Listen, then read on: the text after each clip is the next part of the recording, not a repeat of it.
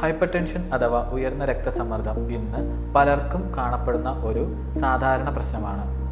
ഉയർന്ന രക്തസമ്മർദ്ദം എന്നത് രക്തസമ്മർദ്ദം സാധാരണ നിലയേക്കാൾ കൂടുതലാവുന്ന അവസ്ഥയെയാണ് സൂചിപ്പിക്കുന്നത്. WHO പ്രകാരം നോർമൽ ബ്ലഡ് പ്രഷർ എന്നത് 120/80 മില്ലിമീറ്റർ ഓഫ് മെർക്കുറി വരെയാണ്. 140/90 മില്ലിമീറ്റർ ഓഫ് മെർക്കുറിയിൽ അധികം വരുന്ന ബ്ലഡ് പ്രഷറിനെയാണ് ഹൈപ്പർ ടെൻഷൻ അഥവാ ഉയർന്ന രക്തസമ്മർദ്ദമായി കണക്കാക്കുന്നത്. തലവേദന, തലചുറ്റൽ, ക്ഷീണം എന്നിവ ചിലപ്പോൾ ലക്ഷണങ്ങളാകാം. എന്നാൽ ഈ ലക്ഷണങ്ങളൊന്നുമില്ലാതെ തന്നെ BP കൂടിയിരിക്കാം.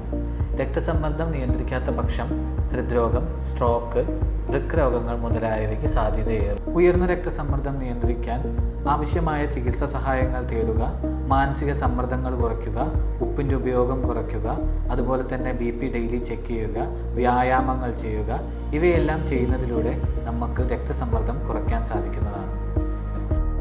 ശരിയായ ജീവിതശൈലി പാലിച്ചാൽ ഉയർന്ന രക്തസമ്മർദ്ദവും അതുപോലെ തന്നെ ഹൃദയത്തിൻ്റെ ആരോഗ്യവും നമുക്ക് സംരക്ഷിക്കാൻ സാധിക്കും.